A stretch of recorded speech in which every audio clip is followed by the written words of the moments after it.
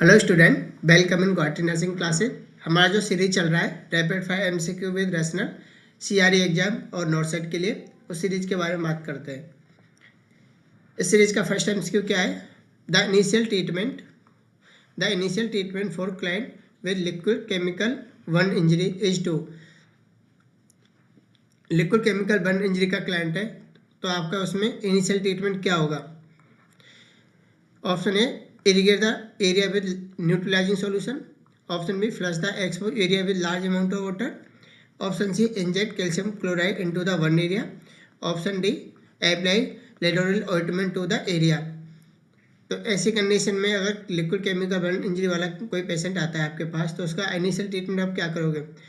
तो हमें क्या करना है, उसको क्या करना है, वाटर से वॉश आउट करना, मतलब फ्लश द एक्सपोज एरिया, जो भी एक्सपोज एरिया उसको क्या करना है, फ्लश करना है with the large amount of water. इसका राइट आंसर क्या है? Option B.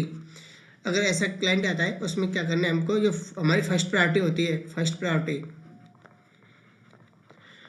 इस कंडीशन में क्या करेंगे हम, उस एरिया को क्या करेंगे, फ्लश करेंगे लार्ज अमाउंट ऑफ वाटर से।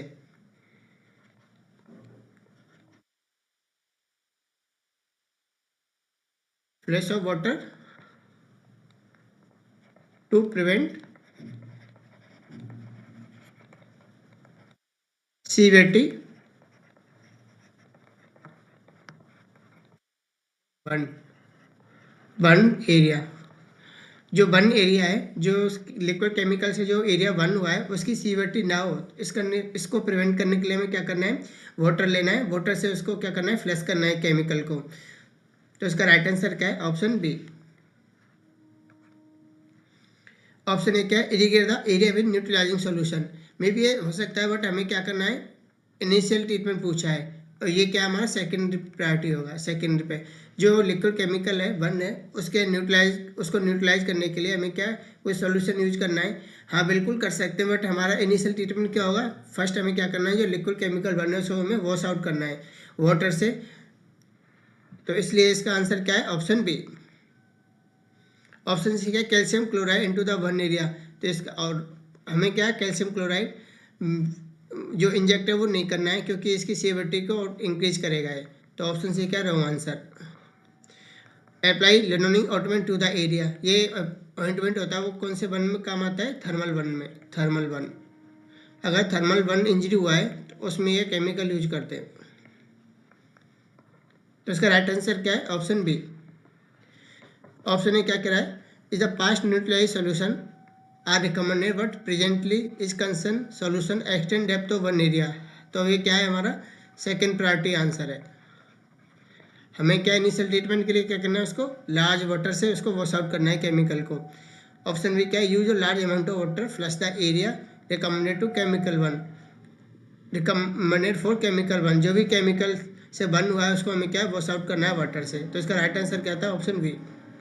Calcium chloride is not recommended therapy would likely worsen the problem. तो ये क्या है, कैल्शियम क्लोराइड क्या करेगा, उस प्रॉब्लम को और सीवियर करेगा। तो इस कंडीशन में हमें क्या है, कैल्शियम क्लोराइड इंजेक्ट नहीं करना है। As of no benefit in initial treatment for chemical injury. Chemical injury में क्या है, इनिशियल ट्रीटमेंट नहीं होता है, किस में होता है? थर्मल इंजरी में। थर्मल इंजरी में। तो इसका राइट आंसर क्या है? Option B. नेक्स्ट क्वेश्चन क्या है, the most important season to the closely assess circumferential one at the least every hour is that may result in। तो क्वेश्चन पूछा गया है, सर्कमफेरेंशियल वन वाला क्लाइंट है, उसका जो मोस्ट इंपॉर्टेंट क्लोजली जो मॉनिटर करना है वो आवरली क्या है? Option A hypovolaemia, option B neural damage, option C ventricular arrhythmia, option option C ventricular arrhythmia, option D loss of peripheral pulses. तो इसका राइट आंसर क्या है? Option D, loss of peripheral pulses. क्यों? इस condition में क्या होता है, जो सर्कमफेरेंशियल बर्न होता है वो क्या कंडीशन होती है, इसमें जो सर्कमफेरेंस जो एरिया होता है ओवरऑल वो क्या है, एक्सपोज होता है। फुल थिकनेस बर्न क्या होता है? Full thickness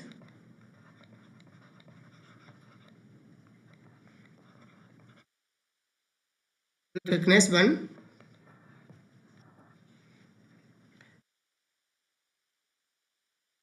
entire limb, torso, या मैं बोल सकता हूँ ट्रंक एंड नेक। एक जो सर्कमफेरेंस वन होता है सर्कमफेरेंशियल, ये क्या फुल थिकनेस वन होता है। एंटायर लिम्ब जो एक्सट्रीमिटी होती है वो टोर्सो नेक, जो पूरी बॉडी क्या है इसमें वन वाली कंडीशन होती है फुल थिकनेस वन में। इस कंडीशन में क्या पेशेंट रेस्पिरेटरी कॉम्प्रोमाइज करेगा, रेस्पिरेटरी कॉम्प्रोमाइज। तो इस कंडीशन में हमें क्या मॉनिटर करना है, first heart rate and respiration rate. Heart rate and respiration हमें क्या करना है, इसमें क्लोजली मॉनिटर करना है।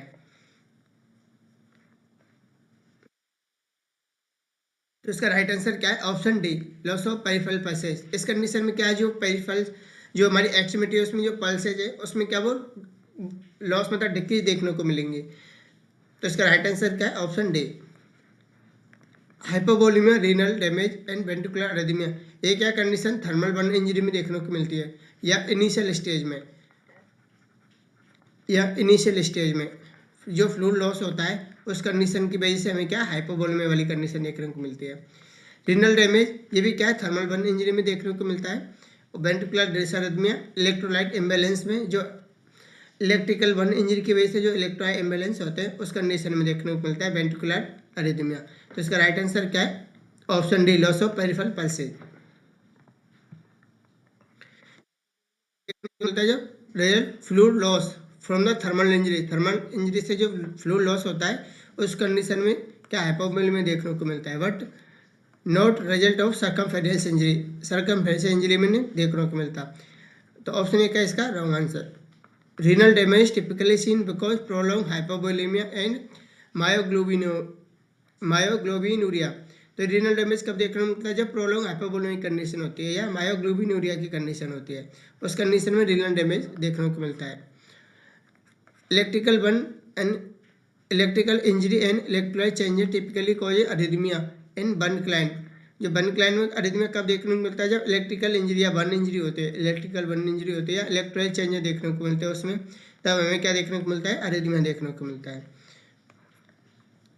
Full thickness circumference one are non-elastic and result in a internal tourniquet effect and compromise distal blood flow when are involved extremity circumferential one जो होता है वो फुल थिकनेस वन होता है, कहाँ का, torso one, compromise respiratory motion and when extreme and cardiac return। ये क्या है, फुल थिकनेस वन होता है जो कहाँ इफेक्ट करता है, टॉर्सो एंड एक्सट्रीमिटी। इसकी वजह से क्या होता है, रेस्पिरेटरी कॉम्प्रोमाइज होता है, रेस्पिरेटरी कॉम्प्रोमाइज। इसकी वजह से हमें क्या क्लोजली मॉनिटर करना है, heart rate and respiration rate. इसका हमें कब पता चलेगा, जब हम जो पेरिफेरल होता है उसमें जो अगर पेरिफेरल पल्स हमें लॉस देखने को मिल रही है तो हम बोल सकते हैं उसमें जो सर्कमफेरेंस बनने एक्सट्रीमिटी में हो रखा है। तो इसका राइट आंसर क्या है, ऑप्शन डी। नेक्स्ट क्वेश्चन क्या है, during drug one therapy morphine is primary administer IV for pain management because this route. During burn therapy के दौरान मॉर्फिन क्या एडमिनिस्ट्रेशन हो रखा है, आईवी, पेन को मैनेजमेंट करने के लिए। दिस रूट, आईवी से हम मॉर्फिन को क्यों एडमिनिस्ट्रेशन करने हैं, बर्न वाले क्लाइंट के लिए। तो ऑप्शन ए क्या कह रहा है, delay observation to provide continue pain relief. Option B, facilitated observation because absorption from muscle is not dependable. Option C, allow for discontinuance of medication if respiratory depression develop, avoid causing additional pain from IM injection। इससे ये भी एक question ये भी पूछा जाता है, जो कौन सा रूट है जिससे मतलब मेडिकेशन एडिक्वेटली 100 अमाउंट में मतलब रैपिडली एडमिनिस्ट्रेशन होती है ब्लड के अंदर, तो कौन से रूट से होती है, आईवी रूट से। आईवी रूट से कोई भी ड्रग होती है वो क्या रैपिडली एब्जॉर्बेशन होती है।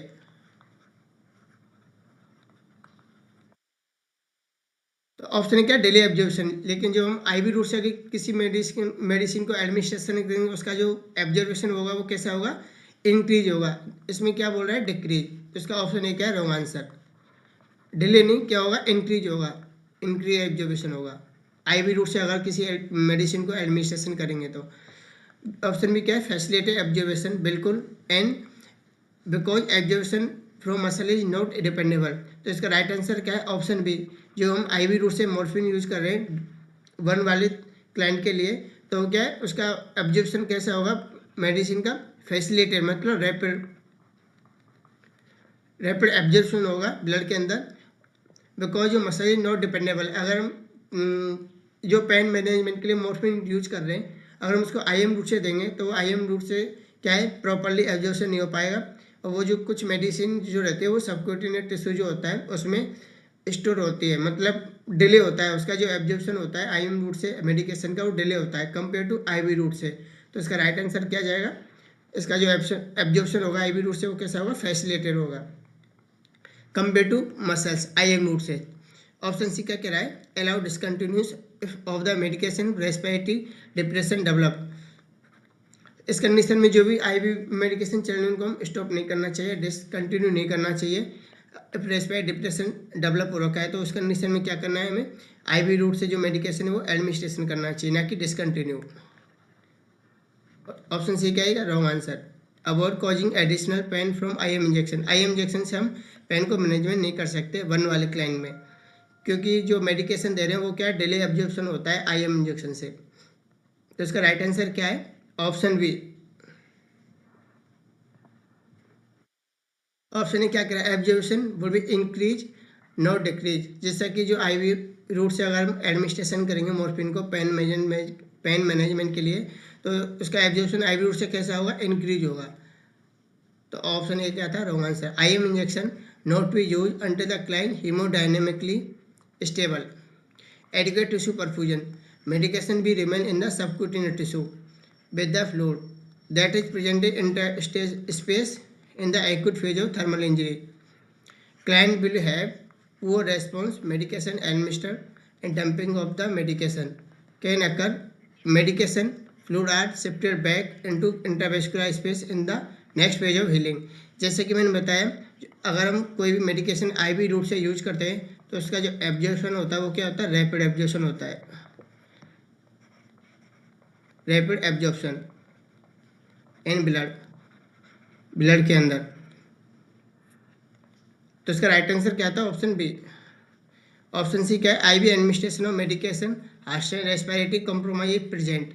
तो हम आईवी मेडिकेशन एडमिनिस्ट्रेशन करेंगे तो उसको डिसकंटिन्यू नहीं करते, उसको क्या कंटिन्यू रखते हैं।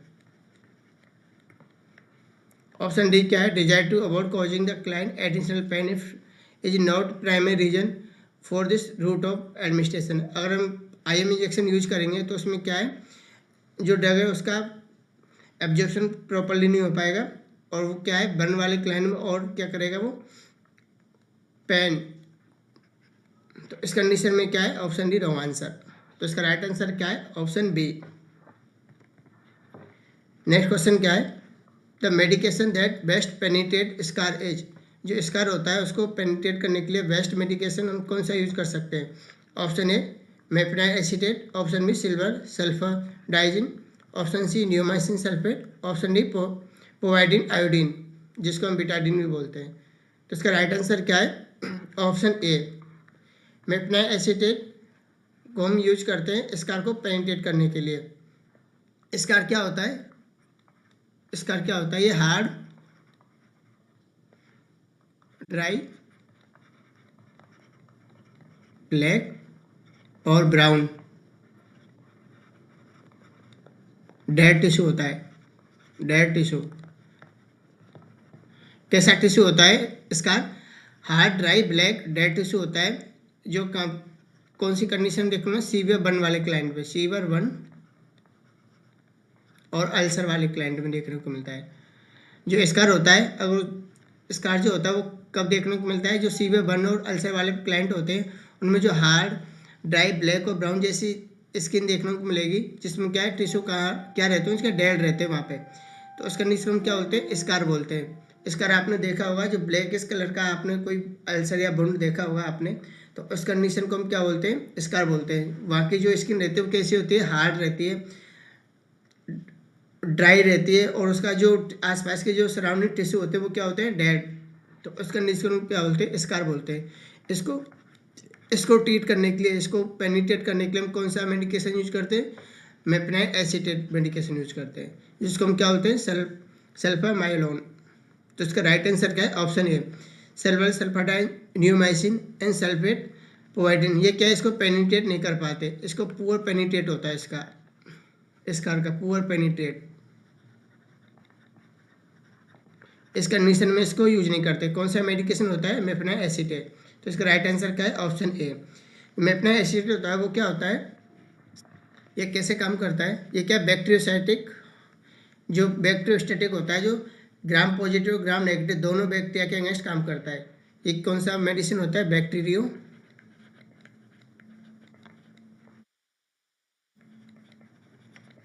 बैक्टीरियोस्टैटिक मेडिकेशन होता है जो अगेंस्ट किसके काम करता है? ग्राम पॉजिटिव और gram negative bacteria, gram positive और ग्राम नेगेटिव बैक्टीरिया। रिमेनिंग जो ऑप्शन है सिल्वर सल्फाडाइजाइन, न्यूमाइसिन सल्फेट, ये क्या करते हैं? ओनली ग्राम पॉजिटिव बैक्टीरिया को क्रॉस कर पाते हैं, ओनली ग्राम पॉजिटिव बैक्टीरिया। और जो मेफेनाइल एसीटेट होता है वो क्या करता है? दोनों बैक्टीरिया को करता है। ये बैक्टीरियोस्टैटिक होता है जो किसके अगेंस्ट काम करता है? ग्राम पॉजिटिव ग्राम नेगेटिव दोनों बैक्टीरिया के काम करता है, इसलिए इसको पेनिट्रेट करने के लिए बेस्ट मेडिकेशन यूज होता है मेफेनाइल एसीटेट। एक क्वेश्चन पूछा जाता है जो मेफेनाइल एसीटेट होता है उसका जो मोस्ट कॉमन साइड इफेक्ट होता है वो क्या है? इसका जो मोस्ट कॉमन साइड इफेक्ट होता है वो क्या होता है? Metabolic acidosis.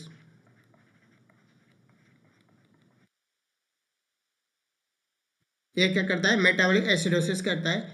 इसकी वजह से जो कंपनसेटरी मैकेनिज्म होता है वो क्या देखने को मिलेगा हमें? Hyper ventilation. क्लाइंट में क्या मिलेगा? हाइपर वेंटिलेशन देखने को मिलेगा। इस कंडीशन में क्या देखने को मिलेगा? Hyper ventilation. जो मेफेनाइल एसीटेट जो ड्रग है वो क्या है? बैक्टीरियोस्टैटिक ड्रग है जो ग्राम पॉजिटिव ग्राम नेगेटिव दोनों बैक्टीरिया के अगेंस्ट वर्क करता है, जो इजीली स्कार को पेनिट्रेट कर देता है। इसको ट्रीट करने के लिए हम मोस्ट कॉमनली यूज करते हैं मेफेनाइल एसीटेट ड्रग। जो इसका मोस्ट कॉमन साइड इफेक्ट होता है वो क्या होता है? Metabolic acidosis. इसके कंपनसेटरी जो हमें देखने को मिलता है क्लाइंट के अंदर वो क्या है? हाइपर वेंटिलेशन की कंडीशन देखने को मिलती है। ये 2-3 इस ड्रग के लिए बहुत मोस्ट इंपॉर्टेंट की लाइन है, की पॉइंट्स है, इनको याद रखना है।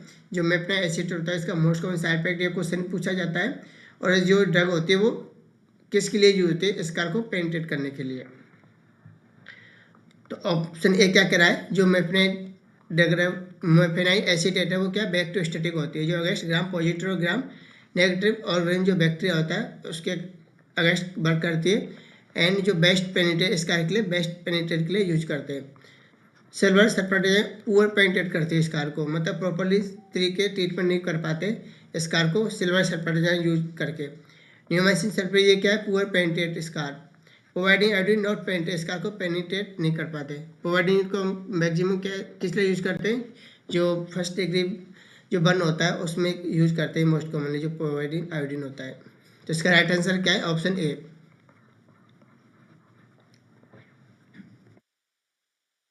नेक्स्ट क्वेश्चन क्या है?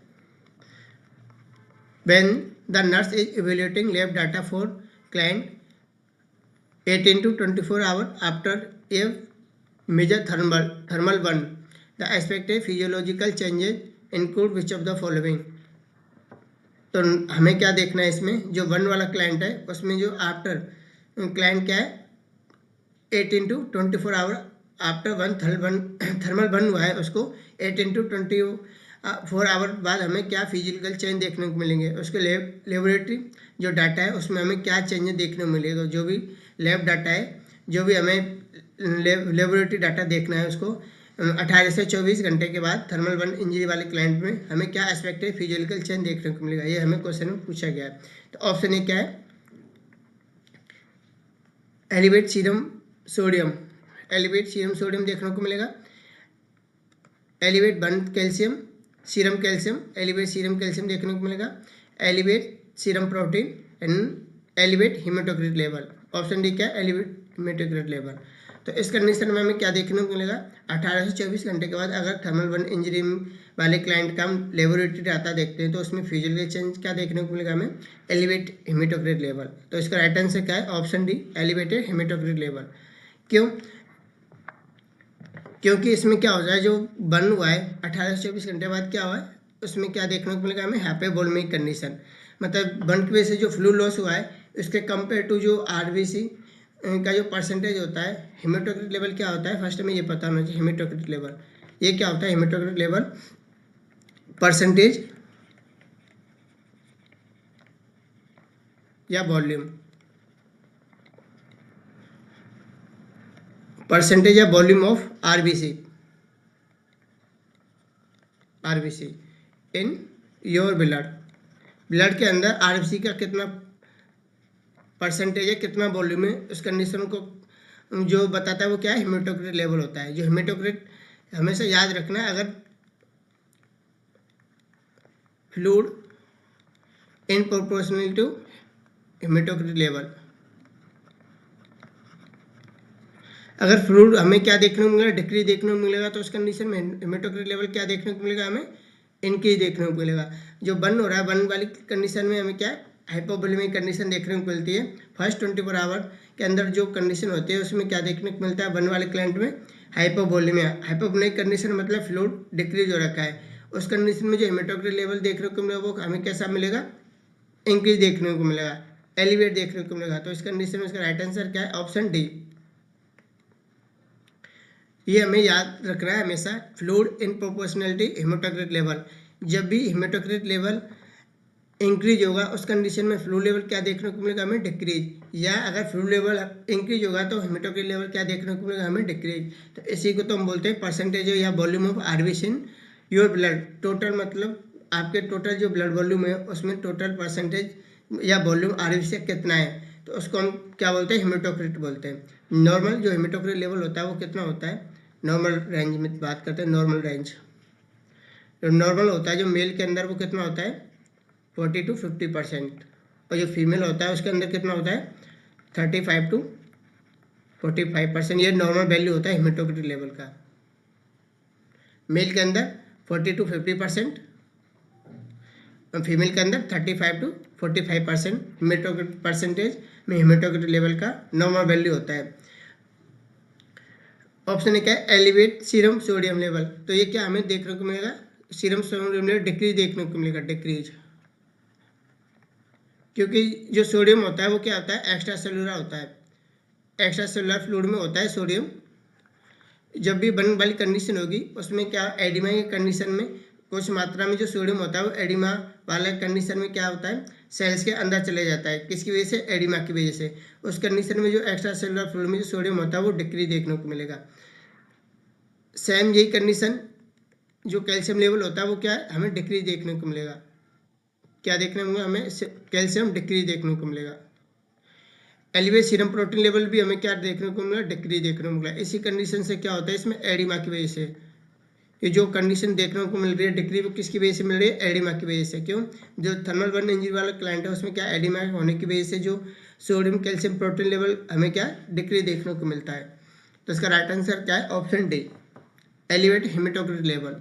क्यों, क्योंकि इसमें फ्लूइड लेवल क्या है, हाइपोवोलेमिक कंडीशन में फ्लूइड क्या डिक्रीज हो रखा है, तो उस कंडीशन में हेमेटोक्रिट लेवल क्या है, इंक्रीज देखने को मिलता है। ऑप्शन ए क्या कह रहा है, sodium enter the oedema fluid in the burn area. जो बर्न हुआ है उसमें जो एडिमा हुआ है उसमें क्या सोडियम लेवल कम देखने को मिलता है एडिमा की वजह से, lowering the sodium content vascular fluid, जिस कंडीशन में क्या मिलेगा, हाइपोनेट्रिमिक देखने को मिलेगा। May be continue for day to several week because sodium loss to oedema, sodium shifting into cell, लेटरोडायरोसिस। तो किसकी वजह से सोडियम हाइपोनेट्रीमिया किस वजह से मिल रहा है देखने को, एडिमा की वजह से। इसकी वजह से क्या है, जो सोडियम क्या है एक्स्ट्रा सेलुलर फ्लूइड होता है जो एंटर हो जाता है इंट्रा सेलुलर फ्लूइड में। ऑप्शन बी क्या है, तो इसका राइट आंसर, रॉन्ग आंसर है ऑप्शन ए। ऑप्शन में क्या है, हाइपोकैल्सियम कब देखने को मिलता है, तो calcium loss due to oedema, किसकी वजह से, oedema fluid at the burning site, third space fluid, मतलब एडिमा की वजह से जो कैल्शियम लेवल वो भी क्या होता है, डिक्रीज देखने को मिलता है।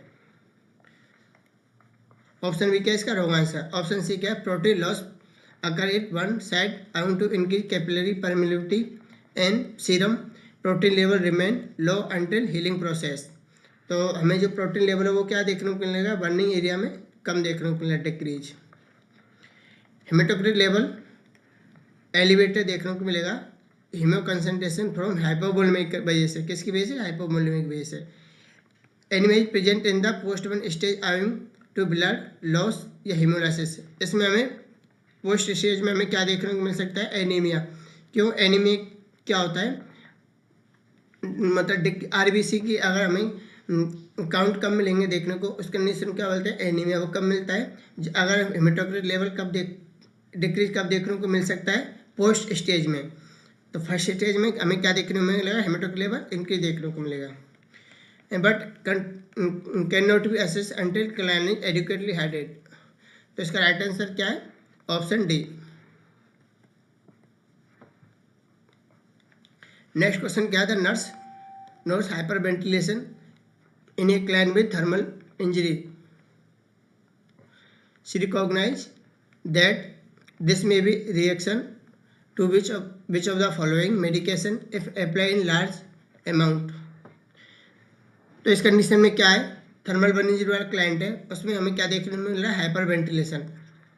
रिकॉग्नाइज नर्स मतलब जो रिएक्शन हो रखा है, कौन सी मेडिकेशन मैक्सिमम अप्लाई करने की वजह से हो रहा है, मेडिकेशन अप्लाई लार्ज अमाउंट, कौन सा मेडिकेशन है जिसको हम लार्ज अमाउंट में अप्लाई करने के बाद थर्मल बर्न इंजरी वाले क्लाइंट को हाइपर वेंटिलेशन की कंडीशन देखने को मिल रही है। नेक्स्ट हमने अभी बात करी थी इसी क्वेश्चन के बारे में, जो मेपेनाइट एसीटेट होता है,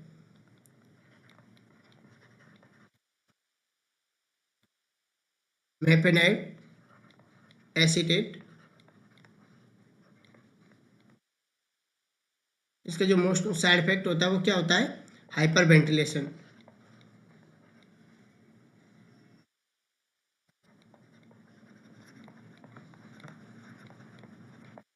जो कंपनसेटरी मैक्रिंग होता है इसका, कंपनसेटरी,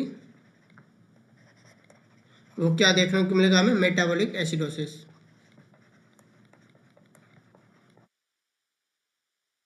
उसके कंपनसेटरी में हमें क्या, कंपनसेशन में हम क्या देखने को मिलेगा, हाइपर वेंटिलेशन। कौन सी ड्रग की वजह से, मेपेनाइट एसीटेट की वजह से। तो उसका राइट आंसर क्या है, ऑप्शन बी, मेपेनाइट एसीटेट।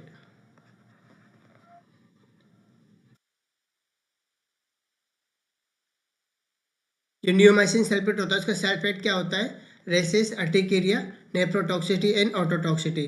नेफ्रोमाइसिन का side effect, in side effect of mafenide का क्या होता है, जो बोन मैरो का क्या करता है, सप्रेशन करता है, हिमोलाइटिक एनीमिया भी करता है, एसिनोफिलिया, मेटालो एसिडोसिस। इसके कंपनसेटरी हमें क्या देखने को मिलेगा, hyperventilation is compensatory response to the metabolic acidosis condition में। तो इसका राइट आंसर क्या था, option B. Side effect of silver sulfadiazine का साइड इफेक्ट क्या होता है, rashes, itching, leukaemia and decrease renal function. तो इसका ऑप्शन सी क्या wrong. Primary side effect povidone का क्या होता है, डिक्रीज रीनल फंक्शन। ये क्या करता है, जो रीनल फंक्शन होता है उसका क्या डिक्रीज करता है, क्या, पोवाडिन आयोडीन। तो इसका राइट आंसर क्या है, ऑप्शन बी।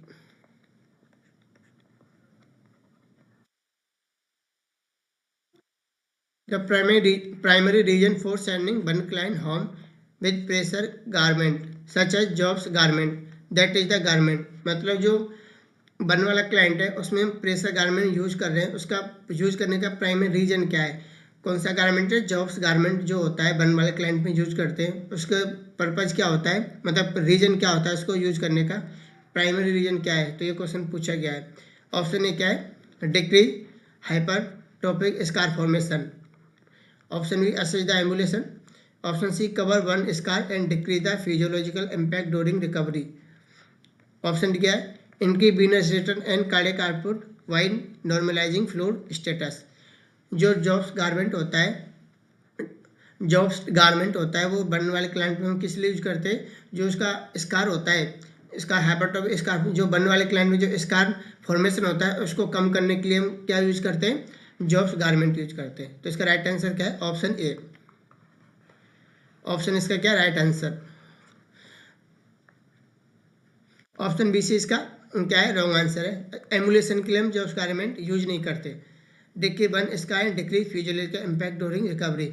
हम जो जॉब्स गारमेंट होता है उसके फिजियोलॉजिकल इम्पैक्ट को कम करने के लिए नहीं, उसको क्या, अगर इस कंडीशन में जॉब्स गारमेंट यूज करेंगे, इस कंडीशन में क्या होता है वो इसके इम्पैक्ट को क्या कर देगा, इंक्रीज करेगा।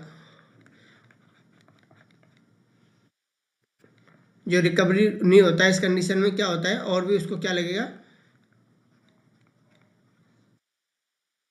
डिस्कम्फर्ट फील होगा उस क्लाइंट को, अगर हम जॉब्स गारमेंट यूज करेंगे बर्न वाले क्लाइंट में। इनके वीनस रिटर्न कार्डियक काटू है नॉर्मलाइजिंग फ्लो स्टेटस, तो इसके वीनस रिटर्न के इंक्रीज करने के लिए हम जॉब्स गारमेंट यूज नहीं करते। तो इसका राइट आंसर क्या है, ऑप्शन ए डिक्रीज हाइपरट्रोफिक स्कार फॉर्मेशन के लिए जॉब्स गारमेंट यूज करते हैं बर्न वाले क्लाइंट में। Tubular support such as that receive the jobs garment apply tension of 10 to 20 mm Hg, जो amount of uniform pressure is necessary to prevent और reduce hypertrophy scarring, जो scar होता है उसको प्रिवेंट करने के लिए, रिड्यूस करने के लिए जो हम जॉब्स गारमेंट यूज करते हैं बर्न वाले क्लाइंट में, उसका जो प्रेशर होता है वो कितना होना चाहिए, 10 to 20 mm Hg। Typically wear A pressure garment for 6 to 12 month during recovery phase of their care, जो जॉब्स गारमेंट होता है कब तक यूज करना है उसको, 6 to 12 मंथ के लिए हमें उसको यूज करना है, जब तक उसकी रिकवरी फेज नहीं हो जाए। उस कंडीशन में हम क्या यूज करते हैं, हाइपरट्रॉफिक, जो जॉब्स गारमेंट होता है उसके हाइपरट्रॉफिक स्कार को कम करने के लिए। तो इसका राइट आंसर क्या है, ऑप्शन ए। ऑप्शन क्या, pressure garment no ambulatory assist property, ये क्या है, हम एम्युलेटरी के लिए हम उसको यूज नहीं करते। प्रेशर गारमेंट वर्सन फ्यूजली इफेक्ट, ये क्या है, उसको और वर्स मतलब सीवियर कंडीशन करेगा और वर्सन कंडीशन करेगा, इसलिए हम इसको इस कंडीशन में यूज नहीं करते। Pressure garment note normalise flow status, इससे हम क्या कोई भी नॉर्मलाइज फ्लो स्टेटस का कोई कॉम्प्रोमाइज़ नहीं कर सकते, नॉर्मल प्रेशर अप्लाई नहीं कर सकते। ये क्या है जो इमेज देख रहे हो, ये क्या जॉब्स गारमेंट का इमेज है, जॉब्स गारमेंट, ये इमेज बेस्ड क्वेश्चन ही पूछा जाता है। ये जॉब्स गारमेंट होता है वो कौन से क्लाइंट में यूज करते हैं, बर्न वाले क्लाइंट में, जो स्कार होता है उसको कम करने के लिए ये जॉब्स गारमेंट यूज करते हैं। जो आप देख रहे होंगे ये क्या है, जॉब्स गारमेंट। अगर उसको फेस, अगर हैंड में बर्न हो रखा है तो हम हैंड में भी यूज कर सकते हैं, फेस बर्न हो रखा है तो हम फेस में भी यूज कर सकते हैं, एंड जो ट्रंक हो रखा है और एक्सट्रीमिटी पूरा जो अफेक्ट हो रखा है बर्न से, उस कंडीशन में हम क्या है, जॉब्स गारमेंट यूज कर सकते हैं। तो इसका राइट आंसर क्या है, ऑप्शन ए। नेक्स्ट क्वेश्चन क्या है, a client with emphysema is placed on diuretic in order to avoid potassium depletion as a side effect of drug therapy. Which of the following food should be included in this diet? एम्पाइसीमा वाला client है, उसमें जो diuretic चल रखा है, उसकी वजह से क्या पोटेशियम कम हो रहा है, पोटेशियम डिप्लीवेशन हो रहा है डाइट की वजह से, इसका क्या साइड इफेक्ट हो रहा है ड्रग थेरेपी का। तो कौन सा फूड हमें एडमिनिस्ट्रेशन करना है डाइट में, कौन सा फूड ऐड करना है डाइट में, जिससे जो पोटेशियम कम हो रहा है उसका मैनेजमेंट हो सके। ऑप्शन ए क्या है, calorie, option B potatoes, option D tomatoes, option D liver. जो पोटैटोज होता है वो क्या होता है, पोटेशियम रिच फूड होता है। पोटैटो क्या होता है, पोटेशियम रिच फूड होता है, पोटेशियम रिच। इस कंडीशन में क्या डाइट में क्या ऐड करेंगे, पोटैटो, जिसको हम क्या आलू जो बोलते हैं, आलू, जो आलू होते हैं वो क्या पोटैटो, उसमें क्या होता है पोटेशियम क्या होता है इंक्रीज देखने को मिलता है, पोटेशियम रिच फूड होता है, पोटेशियम रिच फूड होता है पोटैटो। उस कंडीशन में क्या होता है, डायरेटिक की वजह से जो पोटेशियम कम हो रहा था, उस कंडीशन में हम ये पोटैटो डाइट यूज करेंगे, जिससे क्या है जो पोटेशियम कम हो रहा है उसको इंक्रीज किया जा सके। तो इसका राइट आंसर क्या है, ऑप्शन बी। पोटैटोज क्या होता है, हाई पोटेशियम डाइट होता है। कैलोरी में क्या प्रेजेंट होता है, हाई सोडियम प्रेजेंट होता है। टमाटो में क्या होता है, हाई सोडियम प्रेजेंट होता है, और लीवर में हाई आयरन। तो हमें ये भी याद रखना है, जो कैलोरी होता है टमाटो जो होता है लीवर में होता है, कौन कौन सी में, कौन सा डाइट में कौन सा ज़्यादा देखने को मिलता है, कौन सा इलेक्ट्रोलाइट ज़्यादा देखने को मिलता है। तो इसका right answer option B. Next question क्या है, which of the following nurse expect to find following respiratory assessment of climate advance emphysema. Advance emphysema क्या होता है? ये क्या होता है? Severe stage of emphysema. क्या होता है? Severe stage, severe stage of emphysema.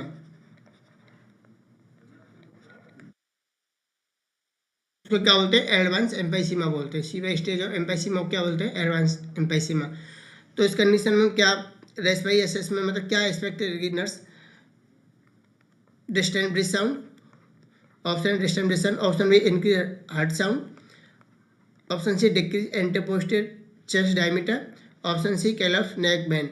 इस कंडीशन में जो सीवियर स्टेज एम्फाइसीमा में क्या देखने को मिलेगा? कोलेफ नेक बेन। इसका राइट आंसर क्या है? Option D. Distant breath sound में क्या है? नॉर्मल मतलब फर्स्ट स्टेज में देखने को मिलता है। जो नॉर्मल एम्फाइसीमा कंडीशन होती है उस कंडीशन में हमें डिस्टेंट ब्रीथ साउंड देखने को मिलेगा, ब्रीथ साउंड। इनकी हर्ट साउंड क्या हमें नॉर्मल जो एम्फाइसीमा कंडीशन होती है उस कंडीशन में देखने को मिलेगा, एम्फाइसीमा।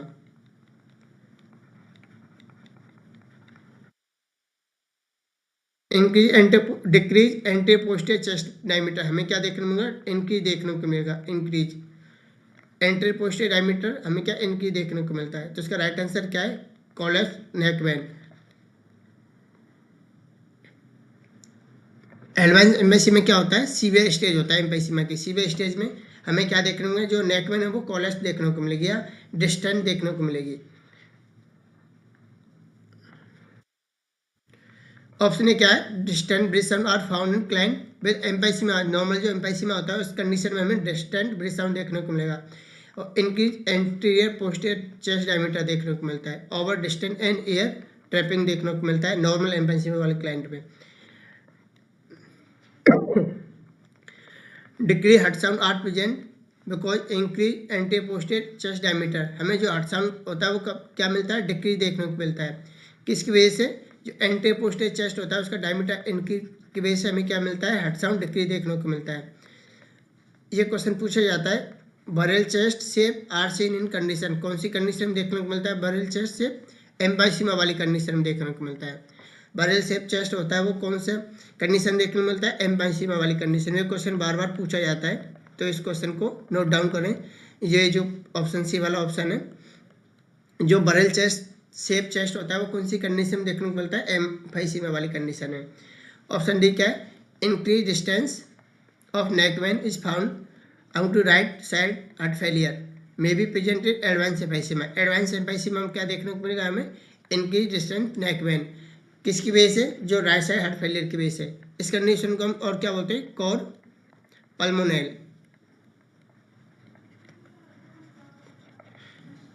इस कंडीशन को हम क्या बोलते हैं? कोर पल्मोनल।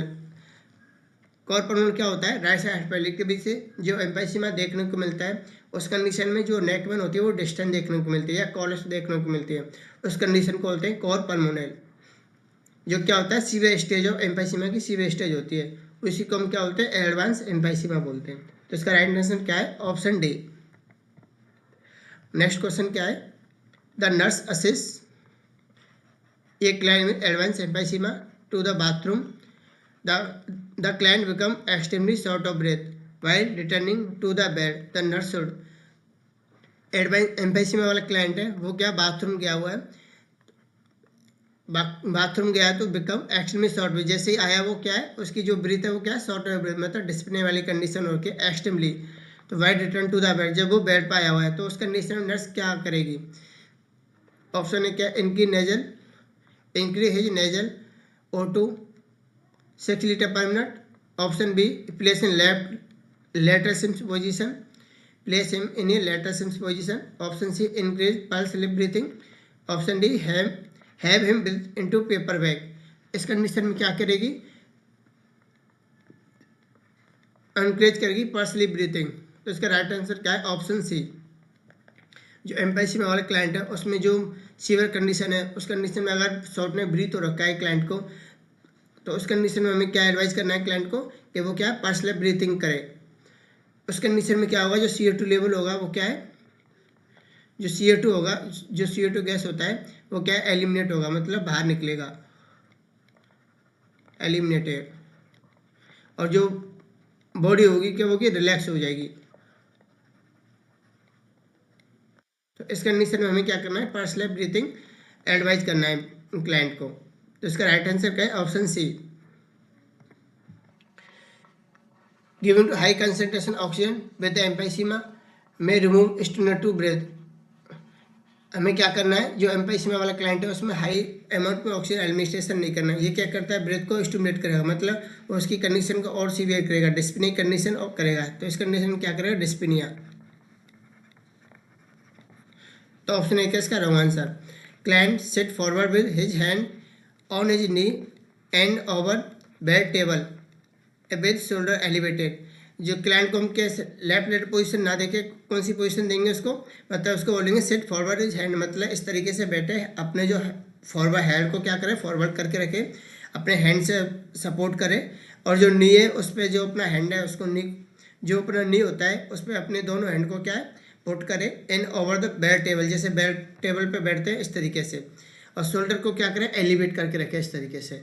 तो उस कंडीशन को हम क्या बोलते हैं, ट्राइपॉड पोजीशन भी बोलते हैं। इसको क्या बोलते हैं, ट्राइपॉड पोजीशन, ट्राइपॉड पोजीशन बोलते हैं। ऑप्शन बी क्या इसका रॉन्ग आंसर। हमें क्या करना है, लेफ्ट लेट पोजीशन नहीं देना। Pursed breathing help to prevent blow off CO2। ये क्या करती है, ब्लो मतलब एलिमिनेट,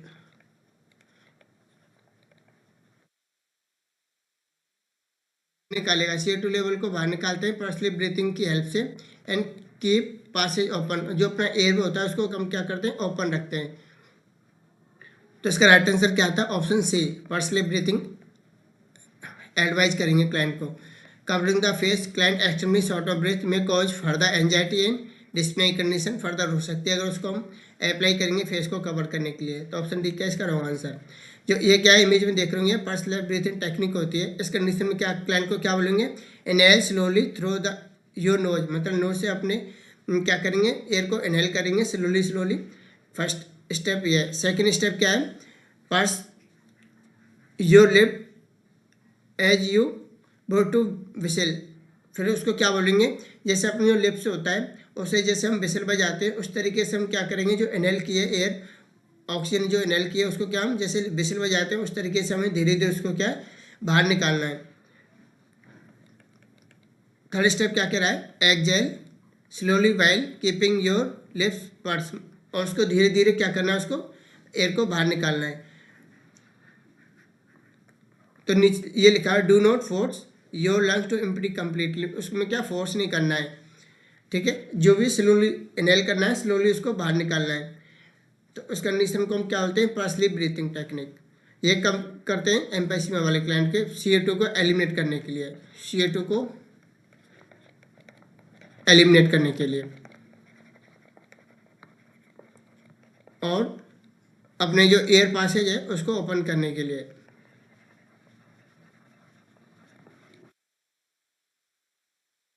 इसका राइट आंसर क्या है, ऑप्शन सी, पर्सनली ब्रीथिंग उस क्लाइंट को क्या करेंगे, एनकरेज करेंगे करने को। Sign symptom of an allergy attack. Next question क्या है, sign symptom of an allergy attack include which of the following. Option A wheezing on inspiration, option B increase respiratory rate, option C circumoral cyanosis, option D prolong expiration. तो जो allergy condition में होता है, allergy attack की condition में जो हमें sign symptom देखने को मिलेगा वो क्या मिलेगा, प्रोलॉन्ग एक्सपायरेशन। तो इसका राइट आंसर क्या है, option D prolong expiration. Beijing और इंस्पायरेशन, बीजिंग कब देखने को मिलता है, एक्सपायरेशन की कंडीशन में, जब हम एक्सपायरेशन करते हैं उस कंडीशन में हमें क्या देखने को मिलता है, बीजिंग साउंड देखने को मिलता है। जो किस में देखने को मिलता है, अस्थमा वाली कंडीशन में, अस्थमा वाले पेशेंट में हमें क्या है, बीजिंग साउंड देखने को मिलता है कब, जब हम एक्सपायरेशन करते हैं, जब हम अपने जो एयर इनहेल किया उसको बाहर निकालते हैं।